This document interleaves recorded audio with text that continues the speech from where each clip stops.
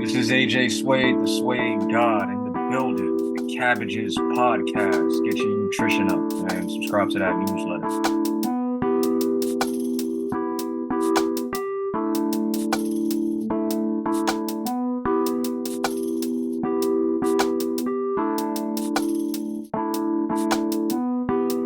Hey, Jeff, Yes, Gary. let me ask you a question. Have you ever seen Freddie Gibbs live? No. Well, you're missing out. Huge gap in my resume. I got to see him play live with Madlib not long after Pinata came out. Truly one of the best shows I've ever seen in my life. I can only imagine, which tears me up inside. So I was a fan when that record came out, and that show sort of just solidified that I was seeing something extraordinary. And I follow everything he does ever since. So I don't know how it is that I hadn't seen Down with the King until now. I'll tell you, can we just break the veil here for a second and just go straight in? I love this movie. Yeah, no bullshit. I love this movie. Watched it twice, loved it twice. I can see where people won't. Perhaps our guests won't love it as much as I do, but man, I can't wait to chop it up.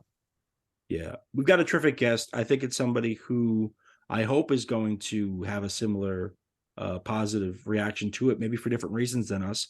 But even if he doesn't like it, I think it's going to be a worthwhile conversation and very different from a lot of the conversations we usually have on the show when we watch straight trash. Agree.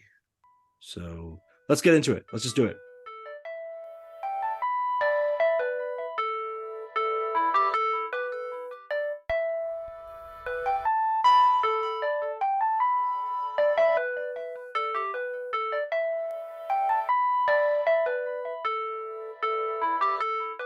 I am very excited to introduce our guest for today's show.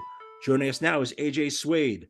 Hello, Wes Anderson. Hello, Wes Craven. The Seattle rapper has made some incredible music in recent years, alongside the likes of producers like Small Professor and Televangel.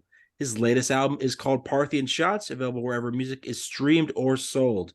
Hello and welcome to the show. Thanks for having me, y'all. You already know. I appreciate everything y'all do too. Shout outs to Cabbages. Shout outs to the newsletter. All of it, Thank you, man. I wanted to have you on the show for a while, and I just sort of I had to figure out what the right movie for you is. Sometimes it's just like we throw it out there and it's just chaos, and wherever it lands. And in other cases, I'm like, what would be an appropriate thing? And when this movie, when Down with the King kind of came into our radar as one of the things we wanted to talk about this season, because we're doing rapper movies all this season.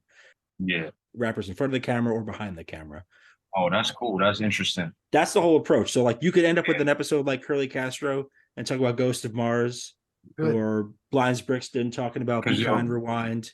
Oh, word. Shout outs to Blinds and Give the Gab. Exactly. Yeah, it was crazy. I was just about to say, man, I'm honored to have the rapper movie, but I guess I already got the rapper movie. But everybody's getting a rapper movie. But sometimes you get a rapper movie and it's like we did LL Cool J and Rollerball with Blockheads. Somewhere lurking is Cool as Ice. Somewhere. Cool as Ice is it's lurking. People are going to get it at some point. Oh, man. We can't bring ourselves to watch it yet. I didn't know there was a Vanilla Ice movie, but y'all should also throw That's My Boy. You ever seen that with Adam Sandler? Oh yeah, that's like the last good Adam Sandler movie, in my opinion. And Vanilla Ice is like a side character throughout the whole movie. Not a Hubie Halloween fan, I take it. Never seen it. That sounds like some post Netflix. That sounds like post Netflix Sandler. It is, and it is Netflix. I agree to disagree, but That's My Boy. I think That's My Boy was his last R-rated film. It was pre-Netflix, but it was his last R-rated film. So it's like him and Andy Samberg, and Vanilla Ice is in it.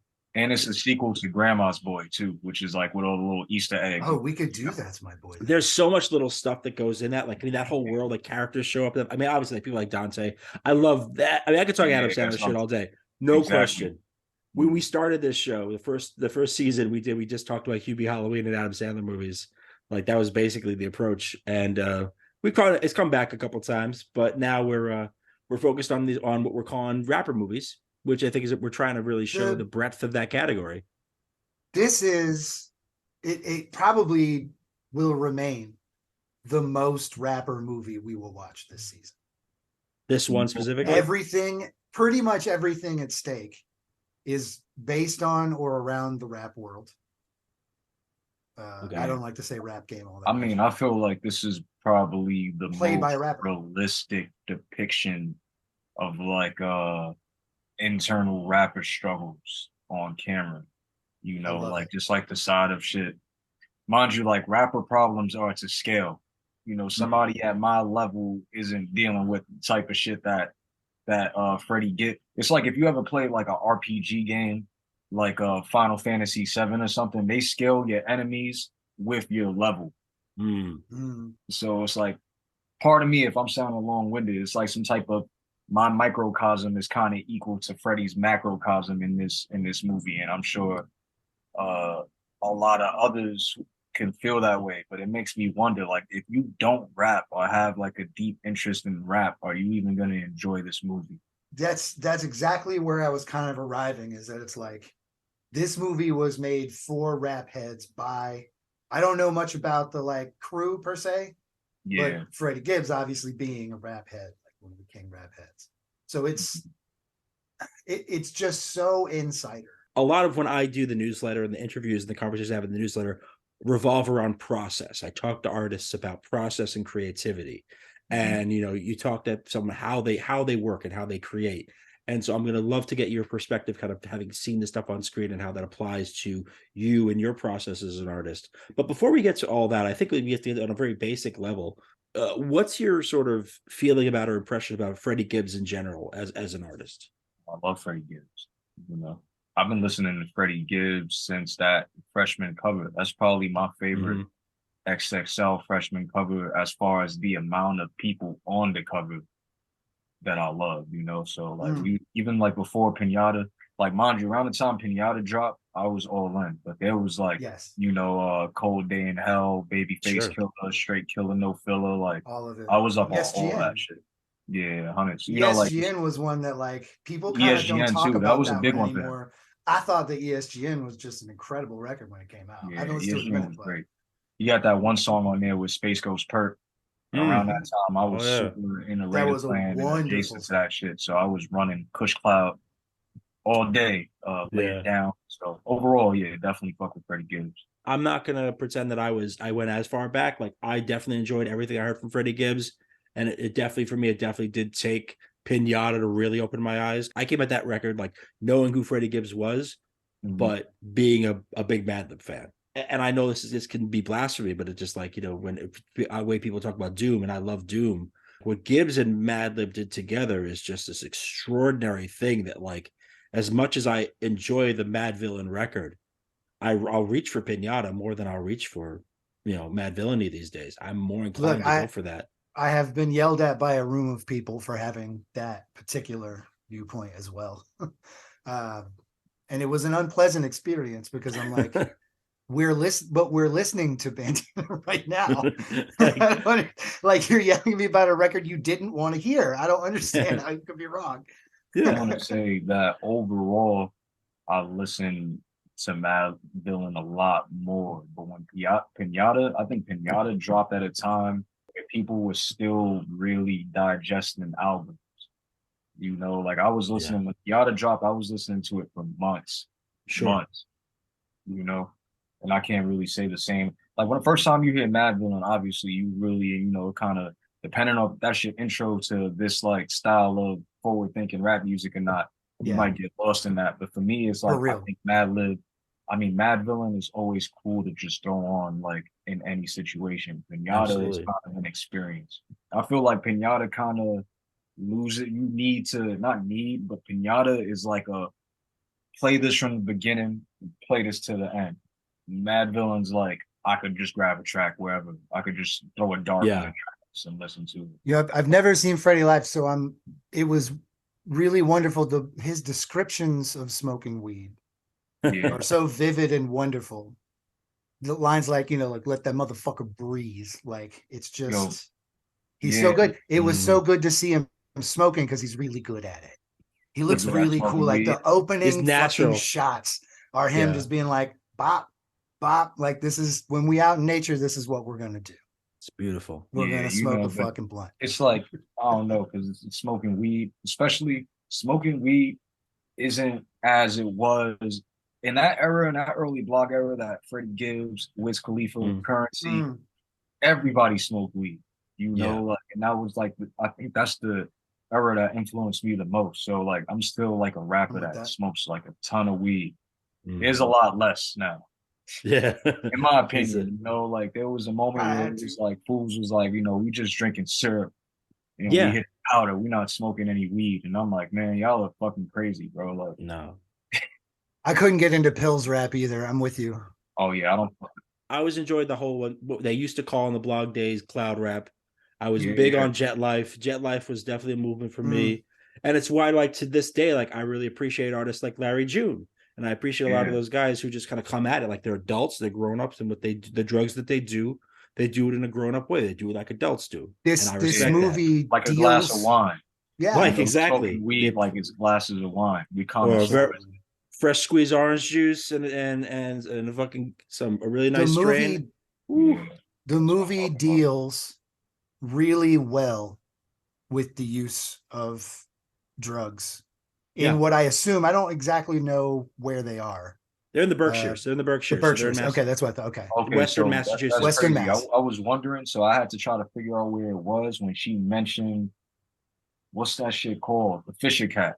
And I was like, where the Yeah. fuck are Fisher Cats at? So then I looked it up and it's like a very, and I also learned the new word. I forgot what the word is, but it's about local extinction, about how fish, it also begins with the EX. I forget what it is. But Mm. I was like, oh, so Fisher Cats are only up here. Like they're like back north, like fucking New Hampshire or something. But I guess Yep. Massachusetts makes Yeah, sense. it's all that New England stuff. Yeah. Yeah. Most movies don't treat drug use with respect. It's either meant to be as a negative connotation for how someone, in terms of their character, that it's supposed to convey on them. Well, for or when you're it was supposed to apply made them. too, this is one of the first movies, it's pandemic. So there's a limited amount of people.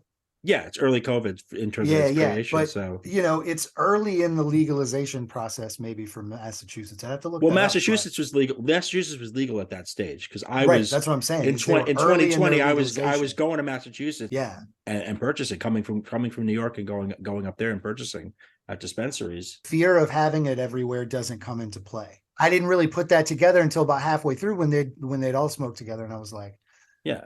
oh, like it doesn't matter if they have it or not, which is Yeah, wild. it's not illegal. It's So- not illegal in where they are in this film. They're in right. Massachusetts. The thing about legalization too, though, is that like I don't think that there's more weed being smoked. There's just more weed being regulated.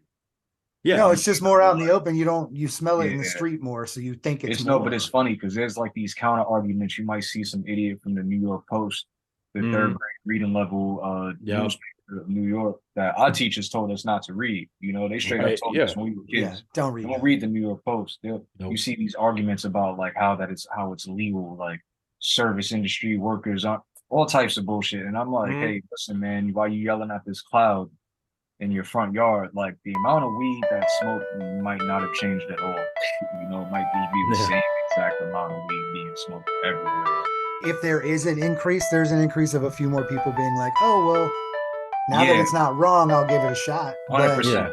People whose parents might have like, growing up, my parents smoked. So it's like the situation, obviously they didn't want that for me. And they met me with resistance every step of the way, Obviously I get old enough, I'm like, yo, fuck y'all, what are y'all gonna tell me? Like I'm old enough to know what the smell is now. Like, but people, I can't imagine growing up with a parent. It would take somebody who grows up with parents more conservative in that aspect to be like, well, at least I could tell them it's legal now, right. They might take that first hit. So you definitely right about that.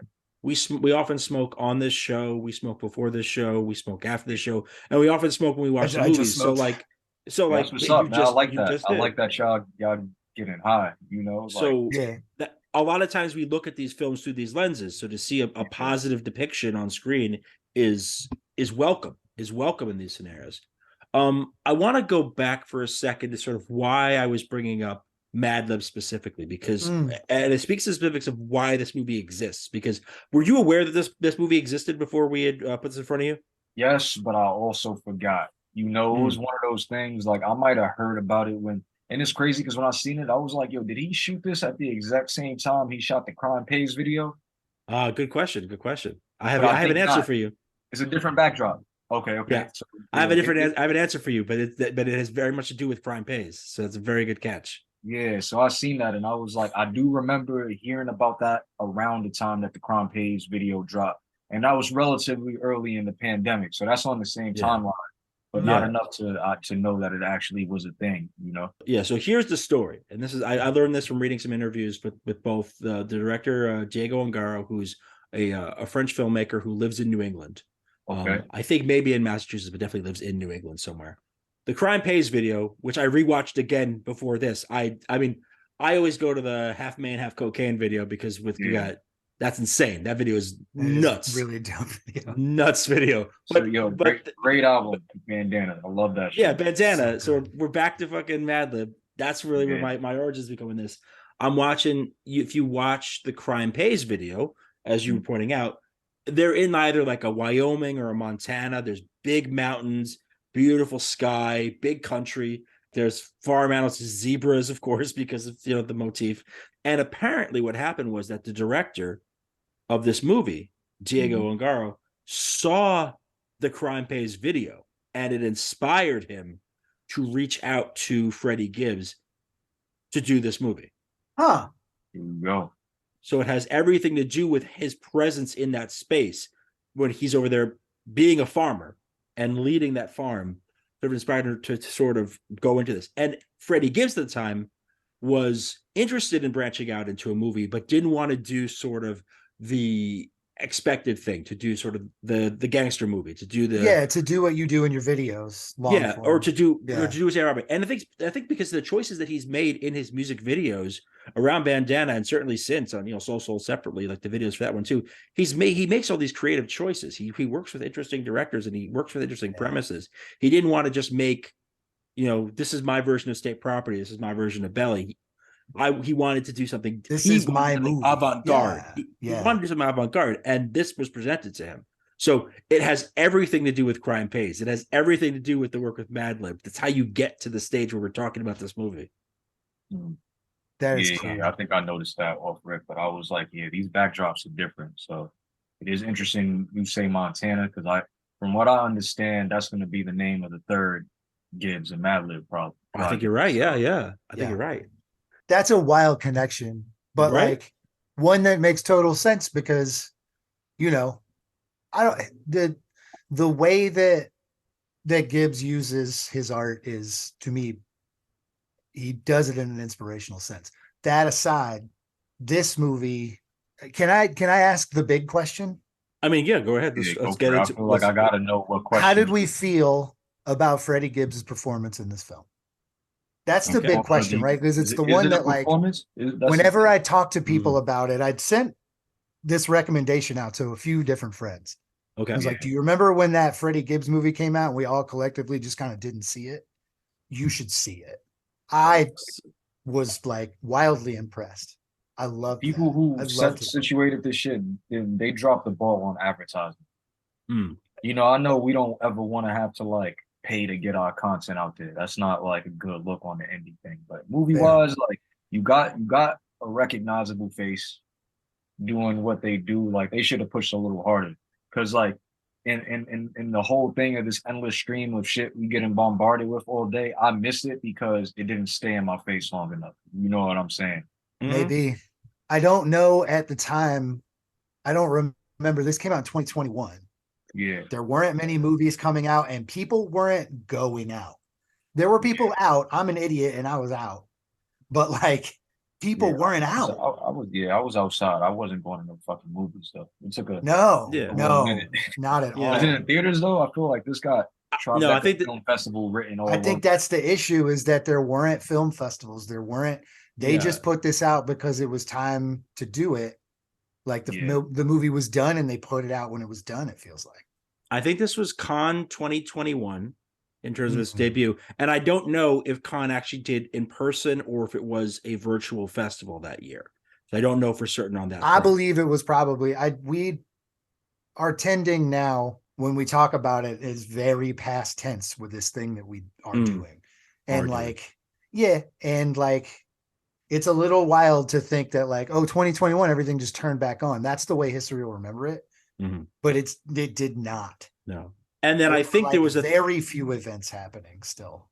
There was a very limited theatrical moment in 2022, because that's when the New York Times gave it a proper review. And A.O. Scott gave it critics' pick and wrote very lovely things about it, recommended it to be watched. But it was definitely destined for this sort of VOD. I want to go back to a comment that you made when Jeff first posed the question, though, AJ, when you said, like, was it a performance? I'd love for you to elaborate on that a bit.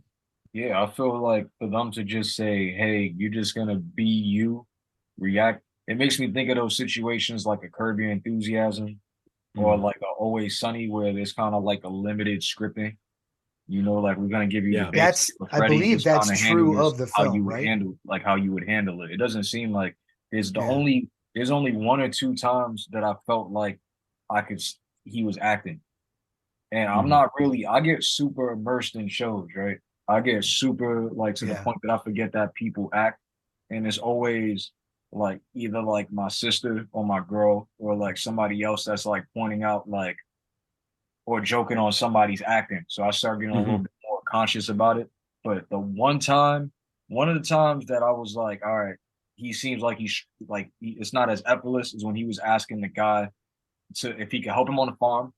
And then when he messed up, I'm gonna try to keep it relatively spoiler free just in case anybody, obviously we're gonna talk about it, but I'm not we can call it the big mistake. Yeah, exactly. So he makes the big mistake. And those were a couple situations where it was like whoever directed this probably gave him like some loose lines and told him to handle it how he would handle it. But aside from that, I felt like those two scenes were performance. Some of the stuff with the around, like when he goes to the store looking for the girl and whatnot, like I wasn't necessarily feeling that chemistry. Like I loved his scenes with people when he's like left the facade behind, like the dinner scene with like the family, and it's like sort of how he meets her. And I loved that scene. And let's elaborate on that. So him listening to them play music, and then they're like expectant of him to give like a critique from the artist perspective. So, hear me out, and I'm gonna be very broad about this because I don't want anybody to feel like disrespected. No. From abroad, but it's like when you go into a situation like that where like you're like the only black man in those situations, it warrants a little bit of caution. You know what I'm saying? So it's like you do kind of have to check the temperature and change and be cognizant about how you interact. I don't know how it sounds crazy because obviously you want to be as unapologetic. No, it doesn't. It doesn't sound crazy.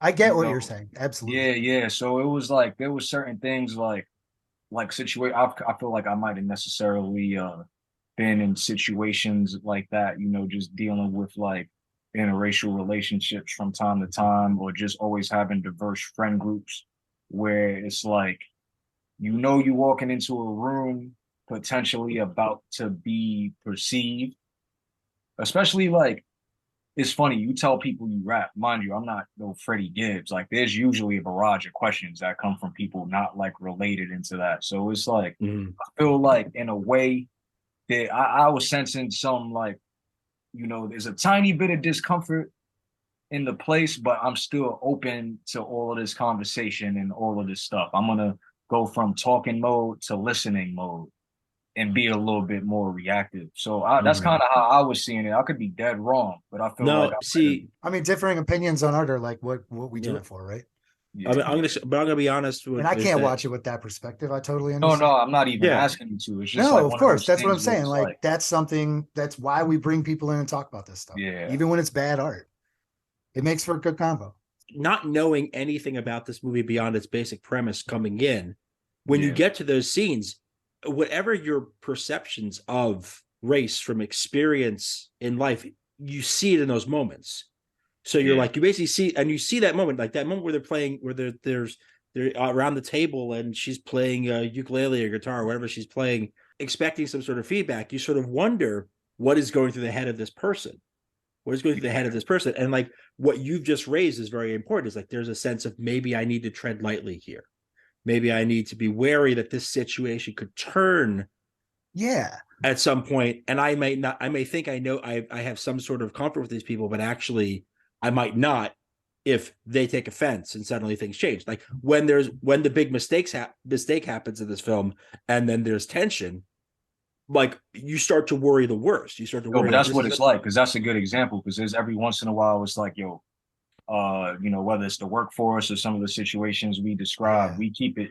All of us, sometimes you keep it chill, you keep it cordial, till you got to show motherfuckers where you're from.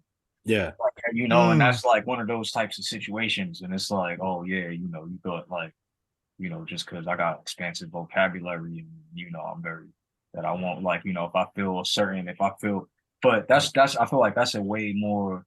I don't know if it was meant to be like that. I just know, especially it's you like think it was just born from the performance.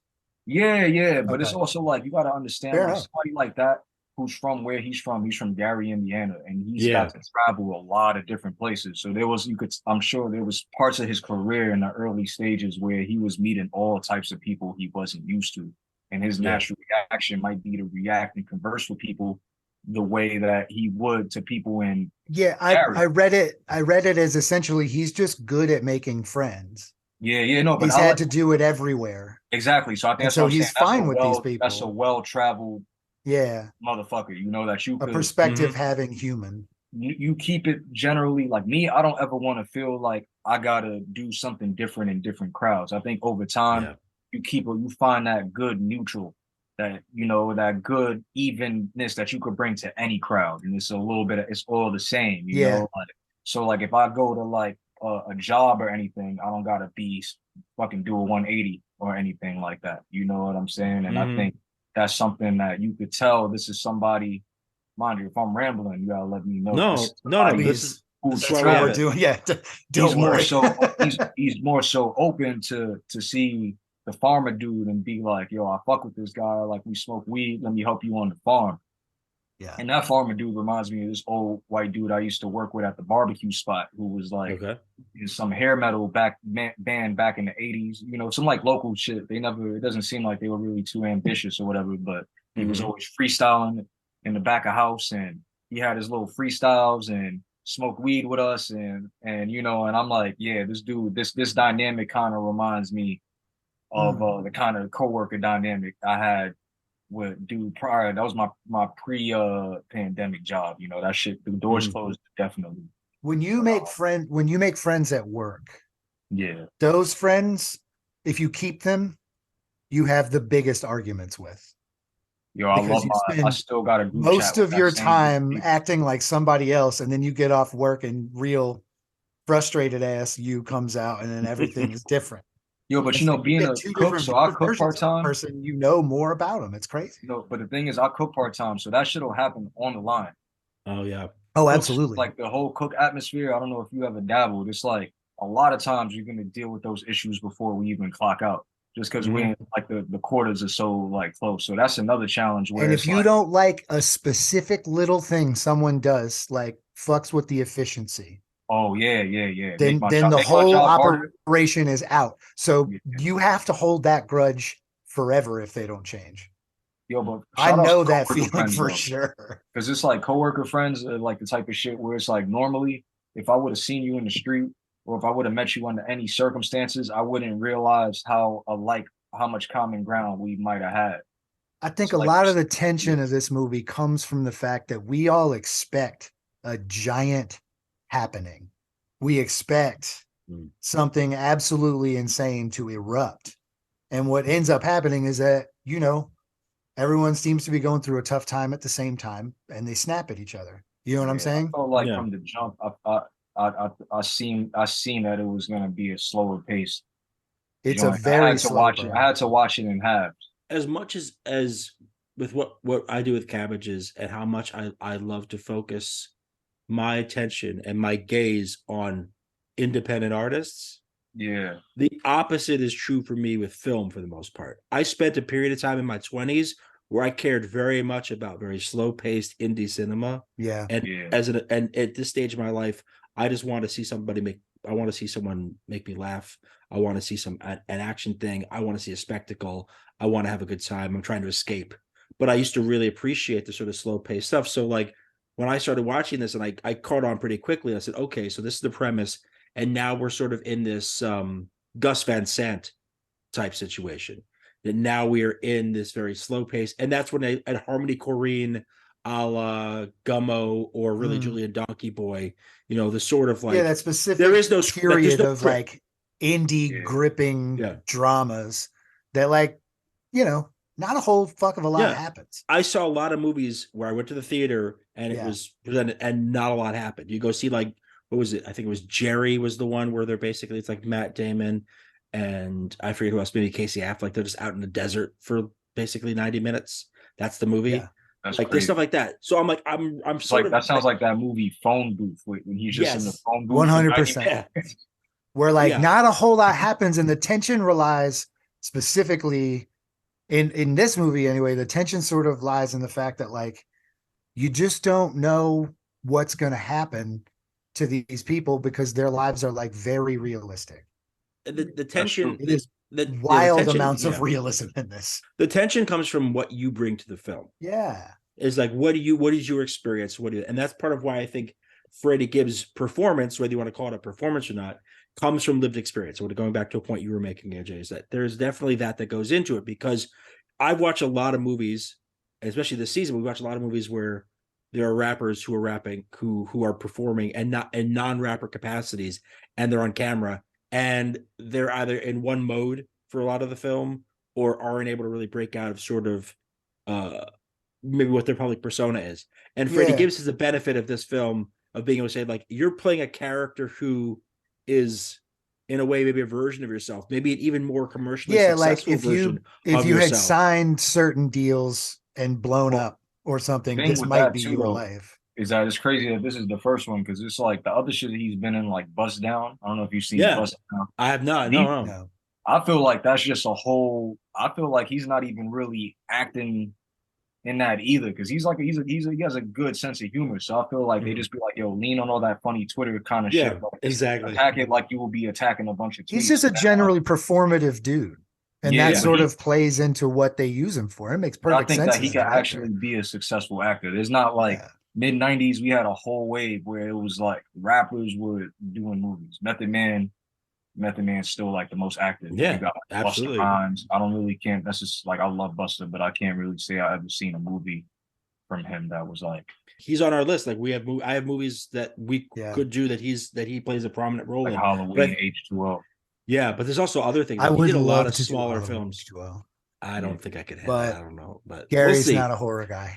I'm not a horror guy. I don't really like horror movies. Again, old school slasher type horror joints. I hear you. I'm not forcing that. It's not my thing. But I think what Gibbs does, I think we do see him as an actor, and I think in this, I think we do see like how he could be, and in a way that you would maybe say would be for another artist, for another rapper, this might be a softball movie to just sort of like just be yourself, and that's all it is. And he's clearly trying to work some stuff out through this character. They're working with an outline as opposed to a script, so they're just basically dealing with, same way like you mentioned Curb before, like they're dealing with a situation. And you go with that and you react in those ways. So like the scenes with David Krumholtz's character, his manager, are some of my favorite scenes because they feel to me, and this again where I'm curious about your perspective, AJ, is that like they seem to me very much of this sort of like, what is a white person's place in hip hop? Be a good guest is one of the ways to go, is to be a good guest. I mean, and Krumholtz's character, you see, and you're seeing his perspective, and you're trying to get a sense of like, well, is he a good guy or a bad guy? Is he here looking out for this guy, trying to help his friend, or is he part of the machine? And we learn later that he's very much part of the machine, that this is very much that, but trying to present himself a certain way. I bring it up only because it's like you see most of the white characters you see in this film are from this farm world, are from this rural community, and the only one you see that isn't is this manager trying to lure him back into recording, back into, or I guess I didn't really get too much face time with him. Obviously, the producer, as well, the beat less luring and more like forcing the issue. Lures, if you take a lure, it's kind of your fault. Like, I don't know about if it was that beat maker, but some of those beats that he was writing to were fire. Yeah. Dude, I was totally. like, man, you having writer's block right now? Like, I know it was a character. I'm like, a good beat is gonna do that shit. I feel like no matter what you have in a writer's block, this is off topic, but it's like some of No, them this is on albums, topic. and like some of these beats should have just healed him right away. Yeah. It was one joint, it might have been the first joint that he was writing to, and I was like, wow, son, like these are the beats that he got access to. It's like mad dirty but clean.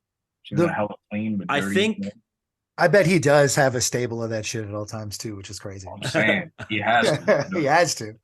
so. I think the beats were. I was looking, I did a little bit of digging just kind of because obviously some of those definitely stood out for me too, and I did some digging. It seems like it may have been courtesy of El Michelle's Affair, who just did a project with Black Thought that dropped Okay. this year. Yeah. So Yeah. I think that's within that wheelhouse. So like They were it's in the not like credits for sure. I don't think they went into just went to SoundCloud and pulled some shit out. I think they actually they went with somebody who really could speak to that. They pulled like one of those 1-0 tricks, point never, like let's get the producer with the original score. Like Yeah.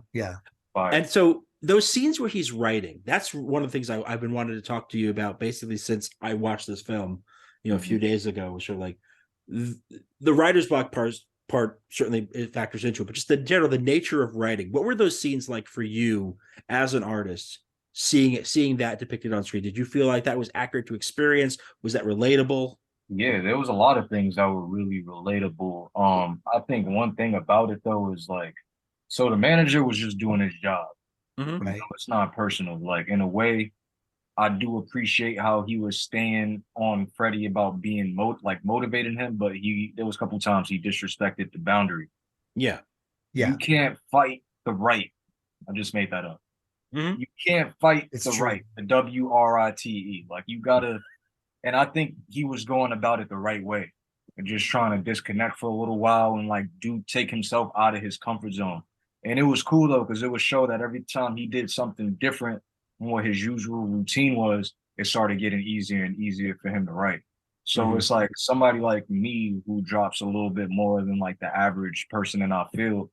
When I hit those types of walls, even though I do it, like fortunately, it's not like very long periods of time.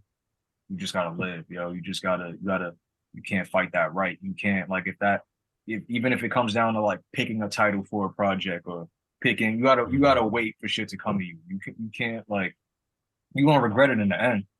If like he would have just followed his management's advice, like if he feels like he don't got nothing to say that he hasn't said, and that's another thing about like being prolific and whatnot, is like it takes you a little bit longer to write because sometimes you got to go back and be like, shit, like did I make reference to this? Did I?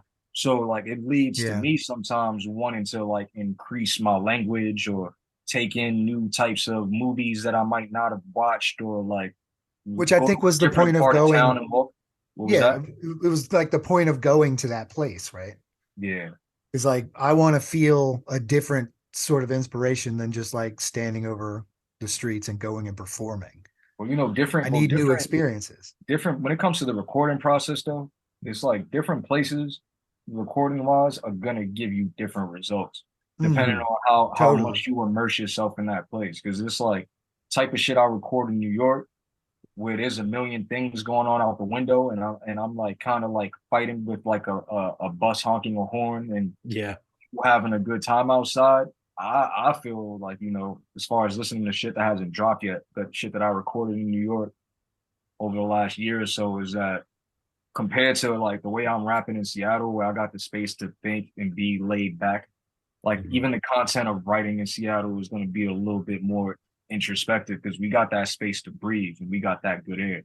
I don't know. So I think he was doing everything right, but there was just like those pressures of the game at that level where you got the machine knocking on your door, and then he got that beef with that fictional character, and then you going online, you gotta deal with people with anime avatars feeling like super old, and it's just sometimes you just like, I can't even imagine how it is at that level, but there's a lot of times like me now, like trying to protect the limited amount of energy I have, like to avoid trying to spread myself so thin for the benefit of other people, that like I kind of do just like disappear. Like you won't like, it's not I found it interesting that his writing sessions seemed to come more at times when he wasn't pressured. sitting on the mountaintop after a hike. Like there's some really, I just thought there was some really cool moments of writing realism where like I, having been a writer and still a writer just mostly for myself these days, but like being someone who writes a lot, the muse comes at weird times. That's just what it is. That's you know, like, because that's when it wasn't feeling like a job. Every single time the dude pulled up, he's reminding him like, yo, this is your job. You got people counting on you. And it's like when you first started Cabbages, Gary, like out of the labor of love, you know, like you start feeling those pieces of love is gone. It's gonna affect, you know, that when you get to that piece of paper or to that blank word, like I don't know. I don't think that's the thing. Like people, once again, you know, like I'm no Freddie Gibbs at this point in my life, but people in the audience they be forgetting that people sometimes, you know, like, and across all mediums, not just music. It's like, they don't think about it that way. Somebody might be like, yo, I need a verse. And I might be like, yo, I got a lot going on right now. I can't do it right now. But you know, doesn't matter how much you might have done for them. They might just be like, yo, fuck you, in their head, or create some type of, or like you might not, like, you know, somebody might drop a project and you was busy, they didn't make it to your newsletter, right? Yeah, that happens all the time. That happens all the time. There's people who I've written about before. There's people who I've written about before who I fuck with, who should know that I fuck with them, but I might not write about every single project they do. That's all in the game, you know, get back in the lab. It's like, you know, me, I dropped enough. Like, it was cool for me to get Small Professor to make, like, you know, I don't put too much stock in lists, but it's like, I'm glad that each project could go off in different directions and resonate with different people differently. It doesn't have to hit the same public. Y'all don't owe me that, you know, like, and it's do it if it is meant to be done. It's tough to depict that in a movie. I thought this movie did an okay job of it. Yeah. Where like it was obvious that he was stuck in a style, this character. The producer made a lot of good points about that too, because it's even if you're not going to switch up the content of the subject matter, which is not something that Freddie Gibbs really does, you know, like, which is fine, because like I like to see ways that like dudes like him and Pusha T and all them find ways to rap about cocaine, you know, because like you can do it a million ways, but he was pretty much saying like, yo, we need to sonically push this shit forward. Right. I feel it, but nobody wants to hear that. It doesn't even need to be different lyrics. Your lyrics are fine. Yeah. It's just that flow has become expected. Yeah, exactly. And I think that's the fans are going to expect it. They're going to get it, and no one's going to get like hooked again. They're just going to think it's all that's the thing. And that depiction of it's like, you know, nobody wants to hear that shit. And it's like, it depends. Like, maybe that was the right message, wrong messenger. Right. Sure. Creatives are fragile, you know, like, and totally. And it's hard. Like, you know, I could also acknowledge that it's like, it's crazy kind of dealing with rappers sometimes. Like, sometimes it's the right note in the wrong time too. Like this should be happening, and you're like, "Duh, we're in the middle of this shit. I'm fucking stressed. I don't need this bullshit right now." I think that was the moral of the story. They needed to let him chill, because it was like all that great shit. It would be like tired of the hustle situations, like fucking Bon Iver forever ago. Yeah. Like, son locked himself in a cabin in the middle of nowhere and just was like chopping wood and like braving the elements and shit. And then the angry chopping wood scene into the crying on top of a mountain scene. Yeah. Was the jam for me. I like that. We needed it at that point too, because it's a long movie for what it is. And it gets a little like, hey, because it's so painfully slow. That I love that about it, because when you do get these moments of wildness, they're great. See, what I really appreciate about this is that we're watching a man in crisis. He's having it's an artistic crisis, but it's also an existential crisis. He brings up the issues about, like, you know, like rap is the only genre where what I do puts me in genuine danger. I love that line. Like, that's that bit. But then, like, I still am like thinking about like those scenes when he's writing and he's trying to work himself out of this sort of rut. Like, he finds himself, he leans on certain things and he gets in that, and then it's like, no, I don't want to be in that space. I'm trying not to be in that space. Right. But then he finds a mantra, wandering, but I'm never lost. And like that little bit, which is like, when you know that there's no script for this, you know that came out of Freddie Gibbs's brain. And you know that becomes this sort of mantra within this. Movie's like a giant therapy session for him. It's catharsis. Yeah. It's catharsis in a lot of ways. And I hope that it was a And it was cathartic experience for him. made at and it. released at a time that we were dealing with that worldwide. Yeah. Where people were like taken out of the grind for just a moment, even though it was still a mental crazy slog. But like, I thought it dealt with that issue pretty well, you know, being what it was. Like, you weren't going to get a city scene where there's a big fight or a gunfight or anything crazy, really. But it begs a question. Thankfully, because, you know, people do need to see that, you know. Like, it begs a question. Yeah. Who shot Merck's car? Oh, was that a gun, or was that like a who rock? attacked his car? Then we can say that. We don't know definitively. We didn't see a bullet, so I'm going to say probably was somebody smashed the windshield. Somebody smashed the windshield. I think there are scenes that were shot for this movie that did not make the final cut. I know that for a fact. There was that scene when there were more people in that kitchen, hanging out. Not the dinner scene, but the guys are hanging out. In the very beginning. Yes, there are scenes with those guys that are not part of the final cut of this film.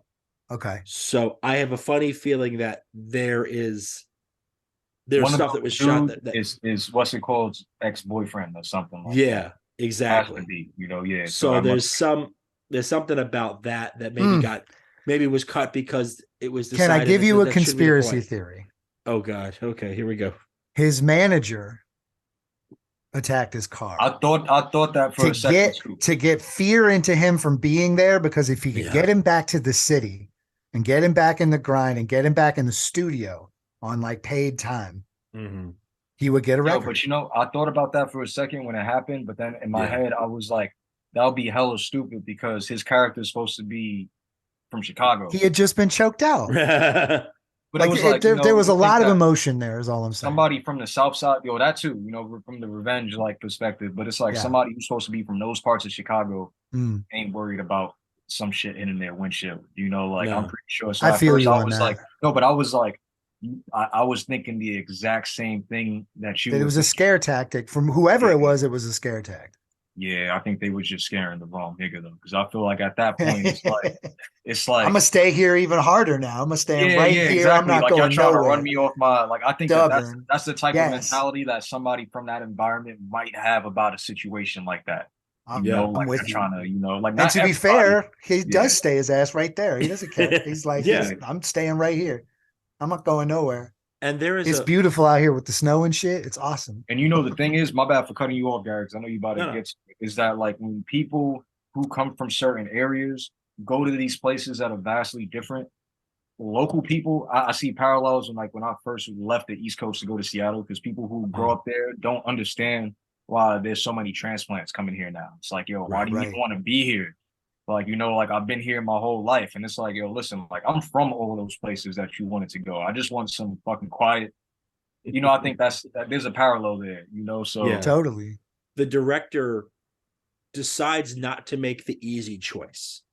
A different director with a different vision turns this into a movie like Straw Dogs, turns this into a violent confrontation, turns this into something now it's a slow burn to an inferno. Yeah, like the windshield would have been like the rise in action for something else. We would have started Act 3 starts now and it ends with whatever the parallel to the worst thing. Yeah, exactly. It ends with Freddie Gibbs and that fucking chainsaw.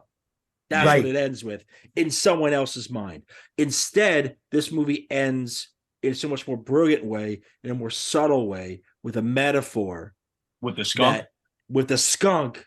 I love that scene so much. That scene, it's like, I'm sorry, in a slow movie, that's your payoff. That little bit at the very end. If you don't like it, fine. I totally get it. But yeah, I think a lot of people might not. This is not for everybody. I think part of the issue that underlying is why don't people know about this movie? Why didn't people watch this movie? Is exactly that. I think there was a feeling that a lot of people, I think, underestimated his fan base and said they're not going to appreciate this, not going to understand. This is a weird little movie. Let's just let it be. His fan base eats up everything he does. Like his real fans, like it don't matter. They'll listen to him no matter what. I feel like we're going to drop this episode and people are going to come out of the woodwork to say like, yes, I'm glad someone talked about this movie. But I that think so too. skunk scene at the end where he has that moment of realization, you see him have that moment of realization and understand, oh shit, am I the skunk? Is just right after the New York show. I've been smelling just my own shit. I've been smelling my own shit this whole time. Am I the one? Am I in the trap? Ego and death. The door is open and I don't leave the trap. Like a beautiful, beautiful ego death moment. Oof. Yeah. Truly, where he sees also walking away from the situation, turns around and everybody has scampered away from it. They don't care anymore. Human drama is the number one issue for humans. We love it. If he would have took a little bit of acid, this movie would have been 5 minutes long. Real. Like, ego would have just shit on him. His ego would have just been like, man, you're not shit. You like nobody's bigger. Like we nobody's bigger than the program. We all in this. My man smashes DMT and it's a 4-minute movie. Yep, just like problem solved. Album platinum. Yeah. Oh, I love it. Like a lot of these directors, like this one, like they do shorts before they get to do features, and I think there's probably a version of a short of this where just like someone just takes salvia, and then it's just like, all right, well now I understand what's going on. Like we're all just cosmic dust. Yeah. Salvia is like a scarier thing. I've never done it, but I've been witness to it enough to be like, I'm not doing that. Fair. So I've only had one experience with salvia, and it was like. It was a truly transformational drug experience for me in that moment. I was like, it was all the right conditions. Everything was perfect. It was like a beautiful starry sky. And like, I took my fucking hit of that and my head swung back and I looked up and I went into those stars. And that was that experience. That was what it was. Psychedelics, so, about psychedelics and nature, man. Just a beautiful match. Yeah, nature. Getting back to it, like honestly, smoking weed in a field, on a hillside, in a country is a whole other experience. As much as I enjoy doing it in my apartment, on the streets of New York City, at shows, as much as I enjoy that, the reality is like there's something different about having these sorts of experiences in the great wide open. Yeah, it's true. Shout out Tom Petty. I can't smoke in here because of my lease, so I always end up taking a nice walk. Yeah. And it's like starting to get nice. It's definitely a different type of like, you feel a little bit cliche as it sounds, you feel a little bit closer to the earth. As you're smoking. I feel like that's one of those reasons why, like, and I'm not even qualified to speak on this, but you always hear about Rastas smoking weed as like as a sacrament, as like a religious thing to get closer to God. Like that type of shit where you just out in the world smoking and you just like having like a photographic memory with it, giving thanks. You taking in the moment. You just like, thank you for this moment. I don't know. Weed has a lot of positive. I mean, it's not like every time I smoke weed that happens, but it happens more when I smoke weed. Yeah, for sure. Where I feel like in the moment and I'm thinking things through. Obviously, I'll forget my keys or something, but I'm in the moment though. That's why. This really leads us back to the beginning of our conversation. I think we finally come full circle. Is this sort of the drug use in this film is possibly is less habitual than therapeutic, is more of a communal potential in terms of how it's presented, and in the end, it's not presented with any sort of connotations about it being a negative reflection on you as a person to do this. So I think at the end of the day, discussion of pills was I thought very delicately handled. Addiction, right? Yeah. Exactly. Yeah, like this person's like, I'm in rehab, and he's like, cool, I'm still into this. Like, you're still a human being, and this is great. That's it's very simple. That's the way that most of those conversations should be handled. Exactly. I mean, look, I know you're out in the Pacific. You're out in the Pacific Northwest. I know there's a lot of issues with pills. Obviously, all over this country. I know Pacific Northwest has a lot of issues with pills. I mean, I've seen it on my time out there too. But like, I think the way this film handles drugs in generally is just a sort of an understanding, and I think that's rather than a demonization, rather than really going into it. You don't see it, and I think a lazier filmmaker would have gone a different route, would have played to our stereotypes rather than there would have been an argument about it, or like some sort of sneering response. or like a relapse or something. Something. They would have done dramatic. the soap opera. The soap opera thing drives me. Somebody's like in the same room as the thing they used to be, and they're like gazing at it lovingly, like, oh, it could be better. Like, no, it's not really how that goes. What I did miss in this film was Freddie Gibbs' sense of humor, which is so prevalent online and prevalent in music videos that he's done, is so dialed back, where you don't see him being funny in the ways that he's so naturally funny. It's like he's working against part of his nature in this, part of his ability to make you laugh, to say something that is funny and do something that's funny, and he's just like existing, just sort of existing. It's like, it's the day-to-day of being an artist that's counted on to make art. Exactly. There's this sort of you're not on, like you're still got to go. Yeah, he's not on at all, which is what he wanted. Like I miss that as a fan of his, but I respect the choice not to make it that, not to make it him just yelling out funny shit to other people in the same way he did in the Crime. Yeah, it's not a spectacle. Like a bunch of gags and shit. Yeah, it's like having Freddie Gibbs. Like if you watch those videos around Bandana, there's a lot of that. A lot of the interstitials within those videos are him just yelling funny shit at people in a really aggressive way. And it's just like you go like, yeah, he's on point. This is different. We saw a different side of him, and I feel like I would love to see him do more acting work. I'd love to see him do more movies. I'm in. I'm with it too. I think the thing too is that he got the chance to be, and I could tell by like some of the rhymes he was rhyming. Mm-hmm. He got to be less critical of the character of Merc than he would have to be Freddie Gibbs, and I'm sure that was a lot easier for him to he didn't have to. Because some of those bars, I don't think he would allow some of those like. No, that was character work where like the bars were. Oh yeah, because I remember thinking like, well, I mean, if Freddie Gibbs put this out, I'd be like, it's fine. Yeah, these are like subpar, like 10 and a half. Yeah, I thought it was awesome. Yeah, well done. That's hard to do. Like you're going to be on screen and like rap less good than you can. Yeah. That's a switch. You got to flip a switch on that. Exactly. That's the stuff that stays on the cutting room floor otherwise. No, respect to Freddie Gibbs. Respect to Freddie Gibbs. A better rapper than Money Merc. Yeah. I mean, he's a great rapper. He's definitely could rap on anything, which a lot of people can't say.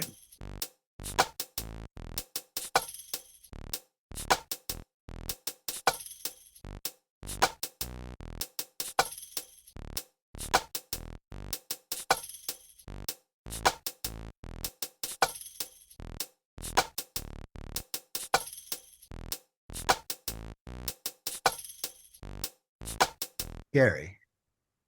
Yes, Jeff. That was fun and interesting. And we got in some real ideas of performance and just all around good. It's funny, Gary, when we pick good movies, the conversation feels better, right? Okay. You see what I'm saying? Mm-hmm. We pick these good movies, these movies with interesting layers, textural movies, and we have like great conversations. Yeah. Okay. So how do we keep this going, man? How do we keep the posy vibe? How do we keep the vibe, man? Cool as ice.